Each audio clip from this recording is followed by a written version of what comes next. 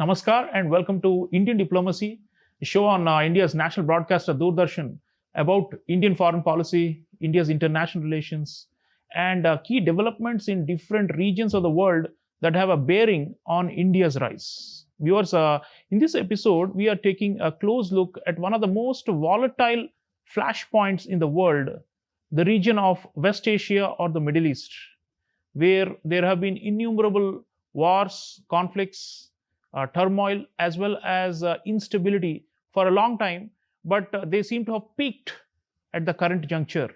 There's fighting all over, destruction, and we are not sure what the new order in that region is likely to be, and that will have a direct bearing and implications on India's security and economy. So we are going to try and discuss the fundamental reasons for the turmoil in the Middle East or West Asia, and what other actors are doing about this, and what India's takes are. And to discuss this, I have with me a domain expert joining me in the studio, Dr. Manjari Singh.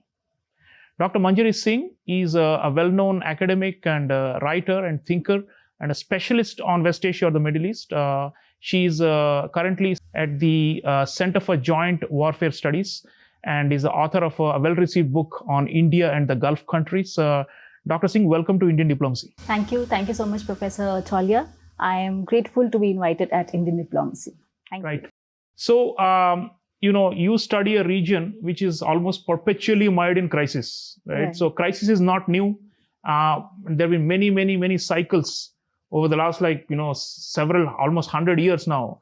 But as we speak, it looks like the entire order there has collapsed. And it looks like something deep is happening, which is like a restructuring or reordering, and this has been very painful, very destructive, and very violent. So if I were to start by asking you for your thoughts on why we are currently in, even by the standards of West Asia or Middle East, why is it burning so much now? And why is there no accommodation among the main players there? Why is there so much enmity and hatred? And why can't we have a cooperative region? Why is it perpetually like this, and especially now, almost always on the edge of the precipice? If you look at it, if you look at the region, you very rightly pointed out that it is moving towards a reset, it seems like. And the root cause for this is that this is one of the regions which is deeply linked in terms of regional security complexities. But even then, because there are, interconnected complexities, there are transnational conflicts happening, there are sectarian divide, there is intra-ethnic conflicts also that are going on. But despite all these complexities, there is no structured, there is no institutionalized, there is no centralized regional security framework in place. It is a multipolar region. There are many poles, and all of them are contesting with each other for regional prowess. That is the idea. So nobody is at the same page. Everybody is working in silos. So that is one of the reasons why this region has always perpetually been in conflict. Right. Dr. Singh, that's an interesting point. You said it's a multipolar region there with multiple competing power centers. And I think we can think of at least 5 or 6 big players in that region that always try to push their own interests and power at the expense of the others. It's like a zero-sum logic, as you say. But there's also another factor which has driven a lot of turbulence in the region, which is the regime instability and regime legitimacy in many of these countries. There's hardly a democracy in the region. And of course, there are some stable monarchies like you have in the Gulf countries. But there are a lot of what we call secular authoritarian type of regimes that have collapsed through war and so on, and through civil war in last decade or so, since the Arab Spring. So we saw 2 big wars prior to the wars that started after the October 7, 2023, but even before that, going 10 years, we saw 2 big wars. One was the so-called Syrian civil war, and the other was the Yemeni civil war. And although they were called civil war, there were like a lot of proxy wars going on by outside players trying to push for their pound of flesh, right? So let's talk a bit about those kind of issues which seem like internal regime issues, but will ultimately become regional issues because somebody or the other will intervene on either on the side of the regime or on the side of rebels or guerrillas, and it fuels this cycle. Right. So basically, before October 7, there has been a fragile calm in the region, a calm which was fragile in nature.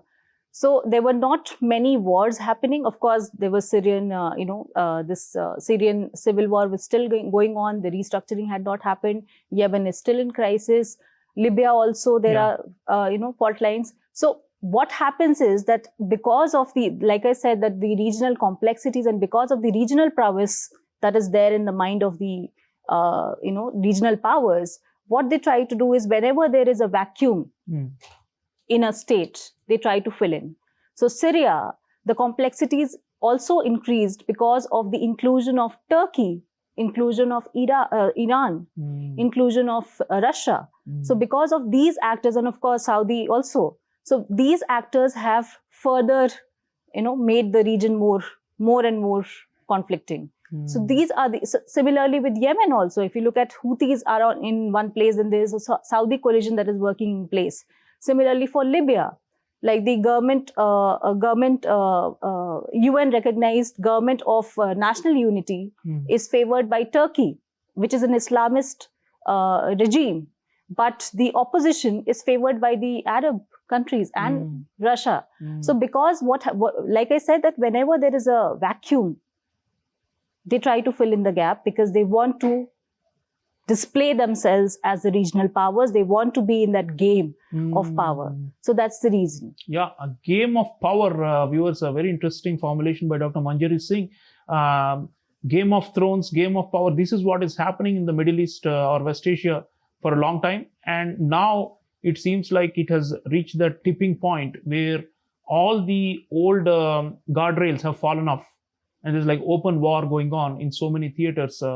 Dr. Singh, if we look at the principal players, you mentioned some of them already. Obviously, the Iran-Israel rivalry is a very central one. But there's also the Iran and the Gulf monarchies historically have also had long-running, disputes and contestation. Right. So let's talk about this core Iran-Israel. It used to be an undeclared war, then became an open war. Why can't these two coexist? I mean, what is it, the fundamental reason why these two are like sworn enemies and they're willing to go to any length to try and, destroy each other? Iran at the time of Shah, the regime of Shah, that was the time when Iran was friendlier with Israel. Israel, if you look at it, when it has announced its independence in 1948, it had a core and a periphery. The core that was hostile of the Arab states, constituting of the Arab states, and the periphery of Turkey and Iran. They constituted the periphery, and they had recognized the state of Israel in 1949 and 1950 respectively. So what was the idea was, in terms of Israel's doctrine, was if the core is hostile, the periphery needs to be, friendlier. Similar to what in Arthashastra, the mandala theory also talks about, that the near neighbor is Ari, is going to be, because they are sharing borders with you, so they will be your enemy. But the other countries, the peripheral countries, they will be your friends, they will be your mitra. So similar to this kind of a thing, a concentric circle kind of a theory was propagated by Israelis, wherein they wanted to have this kind of an engagement. Now, eventually, after the Camp David Accords and after the peace process within Israel and Palestine through Oslo Accords, the Arabs kind of normalized their relations. I mean, of course, there are countries which have not formally recognized or normalized relations with Israel, for instance, Saudi Arabia, but others have through the Abraham Accord. So because of the fact that through Camp David Accord, there were already some kind of normalization was happening. So some kind of, an alliance was formed between the Israelis and the Arabs. And even if you look at the states who have not recognized Israel, but under the table clandestine relations exist. Right. So this is because Iran is a civilizational power. It is a power which had even contested the Ottoman empires. There was the Ottoman and Safavid rivalry that was going on for a very long time. So because of those things, and because Iran is aerial expansion is huge, it's a geographically very large country, and apart from that, the military, the technological aspects are also very advanced. So in those contexts, it sees itself as the only regional power in the entire Middle East. So because of this alliance, it felt that the Saudi led coalition along with Israel will get more strengthened, and which means that already a minority Shia Iran, it will be sidelined. So because of that, it does not want to have that. So because of which they have repositioned themselves since 1979, and they have been very anti-Israel. Anti-Israel. Yeah, so you're saying, I mean, there's also the theological element, right? Like there is also a religious justification. They have to, what they call that, the Zionist crusaders and all, we have to fight them. But you're also saying it's also classic realpolitik where an ambitious civilizational power wants its influence, and it wants to shape the region as per its preferences. That's why it's running into a clash with Israel, which is also, very ambitious and not just wants to secure itself, but also wants to shape the order. So there is a clash there, right? There is a clash along with the fact that here the role of ulema is also very important. How the ulema, which is the religious leader, how they shape the region, because they are the actors who legitimize the political system, who legitimize the rulers. So in terms of, if you look at Saudi Arabia, the ulema worked in alliance with the political leaders, the monarchy. So there was a Wahhabi, Abdullah Wahhab, who had an alliance with Al Saud, and they had formed this Wahhabi Sunni paradigm in Saudi Arabia. So they are in alliance. If you look at Turkey, they are co-opted. The ulema is co-opted by the regime right now. I mean, Western-looking Turkey is now more Islamic in nature. It is more Islamic-oriented. So there, the ulema is trying to legitimize Erdogan's control as the leader of the ummah, the leader of the Muslim community. So there, it is co-opted. If you look at Egypt, where Al-Azhar is the ulema, the order, so they, along with the Egyptian Republican, because they are looking at themselves as secular Republicans. So what they do is they try to drive off the Muslim Brotherhood. So there again, there is an alliance kind of a thing happening. So that's there. Iran's case is very peculiar, because in Iran, before 1979, there was a different kind of an order. It was a dynastic rule. And after that, to legitimize the rule of Ayatollah, because we all know that they are the followers and they believe in the faith of 12 Shia Islam. So they feel that along with Prophet Muhammad, they were the most important disciples, or the most important people were the imams, 11 imams. And the 12th imam, which is Imam Mahdi, he's in occultation. And he will resurrect. So when he will resurrect, whenever he resurrects, until that time, the Ayatollah or a cleric is going to take the place of a supreme leader. Now, let's look at some of the other players. I mean, we talked about Iran-Israel, which is like the main clash. It's been going on for a long time. But what is the role of the Gulf monarchies? I mean, you said initially they were the core and they were opposed to Israel. But over time, they have softened towards Israel. And now, and for a while, it looked like the Gulf monarchies, Saudi Arabia, especially UAE, these two saw Iran as the main adversary. Right, at one point in time. They were talking about the Shia crescent and the threat of the Shia domination and all, Sunni Shia. But then also, if you see the last 5 years or so, they have also patched up. And China helped to bring about a major rapprochement between Iran and Saudi Arabia. And so on one hand, they are close to Israel, but on the other hand, they don't want to antagonize Iran. So let's talk about especially Saudi and UAE. These two biggies among the Gulf countries, Mohammed bin Salman, Mohammed bin Zayed. What are they looking at when they see this region in strife and turmoil? They want stability, probably, but then how do they decide between Iran and Israel, for example, which is the major clash, and they seem to be caught in between? Saudi Arabia and UAE, they are looking at the stability of the region and they are looking at their own visions, Vision 2030 and Vision 2071. So they are focusing on those. So for them, because they already know that the oil economy, the rentier state economy that they have, it is not sustainable. At one point in time, they will have to revamp themselves. So they are diversifying their economy, the oil-based economy. So they are looking at those aspects. They are looking at technology. They are looking at modernization. So for them, the stability of the region hence is very much important.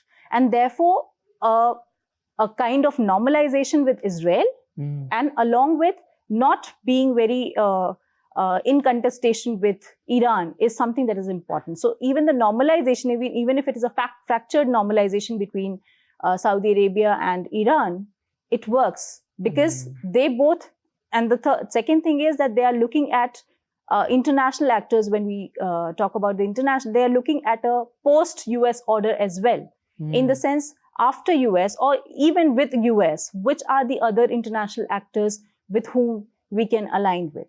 So in that context, let's take the case of China.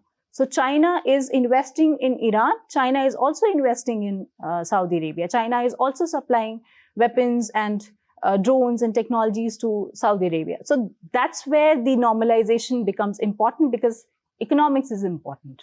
So they are looking from the economic perspective. So for that, stability in the region is most important. So that is their idea. So the pragmatic, and they're successful. I mean, they don't even have a big legitimacy issue because the regimes are able to survive despite being monarchies. Let's talk about two more radical actors there who are often aligned with Iran or are anti-Israeli. One is Turkey and the other is Qatar.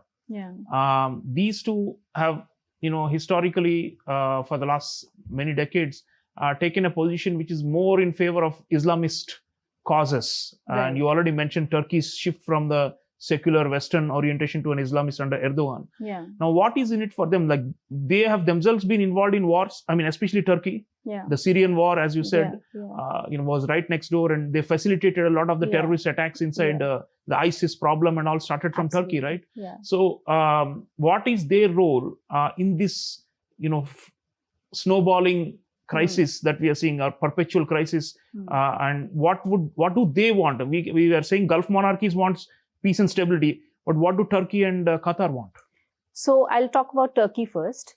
Turkey, if you look at it, Turkey, again, it has, it has not formalized it, but there are indications that it is calling for a neo-Ottomanism that is there. And under Erdogan, they want to establish an Islamic caliphate, wherein he will be the caliph. So that's the idea, because then he will be a political leader as well as a religious leader. That's the idea. That's how he positions himself in front of the Ummah. So if that is there, then it is in contrast with Saudi thought process, because at one point in time, when the Ottoman Empire was existing, right now the guardians of Makkah and Medina are Saudi. But at that point in time, it had come under the guardianship of the Ottoman rulers. So there is a contrast. And Saudi Arabia does not want that kind of a contrast in the region. So now with Erdogan, when he came to power, at that point in time, first things first, what he did was, because he was just developing himself, he had a foreign policy which meant that there will be zero problems with the neighbors. Then he changed his foreign policy to zero-sum approach, wherein when the Arab Spring or the Arab Uprising happened, he was filling on the vacuum. And then again, there's a strategic hedging. Today, after 2021, after the COVID, and after there has been a lot of disruption, and its economy is in the slump, it has reoriented itself, and now it is trying to strategize itself through hedging policies, wherein at one level it is friendlier with these states whenever trade and economy is concerned. But on the other hand, when the ideological concepts are talked about, that's where it is in contrast with the region, whether it is with Saudi Arabia, whether it is with Iran, whether it is with Israel. So with everyone. So that is one. So, Qatar as well. Qatar has got a similar. They have an alliance. If Turkey is closer to any of the regional actors in the region, then it is Qatar. So there's an alliance happening over there, and they are trying to rebuild themselves as the emerging regional powers, because traditional order, it was only Saudi Arabia, Iran, and Israel. Now it is about these two along with UAE coming up. Yeah, so that's so more ambition means more tussle, and let's talk a bit about the external players now. US historically has been huge presence. They've got military bases in a lot of the Gulf monarchies, closest ally of Israel, and not at all neutral in any sense. Very much historically opposed to Iran and its proxies in the region. The US role always is controversial in the region. Everybody talks about it. Whether it is an open hand or a hidden hand, there's always a US role. But then Russia also came in during the Syrian crisis over the last 15 years and tried to position muscle in using air force and military power to become a player. And China, you already mentioned, is an economic player. Let's talk about US, Russia, China briefly. What they are doing in the region. Are they fueling further instability and chaos, you think? Or are they helpful to try and stabilize and reduce these tensions? Because there is a lot of vacuum created, like I mentioned earlier also, that there's a regional security complex. There are many vacuums that these international actors are trying to fill in. So at one level, of course, sometimes they are working as a destabilized actors, and sometimes they are trying to stabilize. With America, like you rightly pointed out, that it has many bases, 30 bases in and around the entire Middle East, in 10 countries almost. So that is the kind of investment that America has. And what America did was, which none of the countries, if you look at it, none of the external actors have been able to do it, that it reduced its dependence on the region. So it doesn't import. It doesn't need the oil anymore. Yeah, it doesn't import from the region. So that way it has a more security. It is providing a more, security pivot is the answer of US when it comes to the Middle East. With Russia, like you pointed out, that it does not want a pro-Western, pro-US kind of an order. So it is trying to fill in the gap in that context. Like in Syria, in Libya, in Iraq, in all these places, Russia is coming in and it has few bases, not formalized, but few military bases are already there. With China, it has economy in mind. And because of the economics, they are aligning with everybody. So again, a strategic hedging kind of a scenario. Right. So, Dr. Singh, we have so far spoken about the core players in the region, also the external ones. India, let's come to our country. We have huge stakes there. We have a very large, almost 10 million or so expatriates working in the Gulf countries. We have massive trade and economic relationships now, especially with the UAE and Saudi Arabia. And we also have strategic partnership with Israel and with Iran. So, given that the region is in flames, what are our concerns, and what is our position really on these relentless wars that we are seeing, and why have we taken that position, and going forward, what role can we play in that region? So with West Asia, what we have done is we have had and it has worked for us. We have had a non-prescriptive and a non-interventionist policy. So we do not interfere in the internal affairs of the countries. And at the same time, when there is a stance required, we try to balance in the sense that if you look at Israel-Palestine, we have been a traditional supporter of Palestinian cause, and we do talk about a two-state solution. But on the other hand, Israel is a strategic partner for us. It is an important country for us. Similarly, with Saudi Arabia and Iran, the same thing. Saudi Arabia is important for us because of the oil, because of other aspects. Expatriates, like you pointed out, in the Gulf itself, they're like 10 million, 9.5 to 10 million population. So those aspects are important. And on the other hand, Iran is important for us in terms of connectivity. It has been important. Chabahar port, the connectivity towards. And we also import oil from a number of these countries. Iran, we stopped after 2019 because of the exclusion of or imposition of waivers of US. But before that, we were importing oil from Iran. And like I said, it has worked for us. So far, so good. So that's why we do not want to take positions so far. But there will be a point that probably we'll have to take positions, solid positions. But I think that's the reason why we are looking forward to the stability of the region. once this transition goes on, once this transition is over, a stable Middle East is formed, a new reset is done, probably that's where we play our cards. So right. That's what yeah, I mean, we are not a central player in the drama there, but we have huge stakes there. So therefore, our footprint has been increasing there in that region, especially through these connectivity and the trade deals we are doing with the Gulf monarchies. But like you say, we are not at the table bringing all the players and creating peace there, and we don't have that leverage like the US has, for example, right? So clearly there is a difference, but at the same time our interests are at stake. So I'm sure Prime Minister Modi has, of course, viewers, you will remember, given a clarion call in the context of another war going on in Europe. He said this is not the era of war, and our preference has historically been that war is not a solution to political differences and disputes. So we would want, the guns to fall silent and the bombs to stop. But at the same time, we are not in a position to really dictate terms to any of the players there. So we will, I think, keep our lines open. I want to thank Dr. Manjari Singh for sharing, a complex picture of so many actors out there. This multipolar order that you said. Now you said the order is changing. So we will have to look out for this. What this new order is going to be? Is it going to be an Israeli-dominated order that is emerging, and will it be accepted by the Arabs and the Persians or not? And what happens to a weakened Iran? And all these things are up in the air.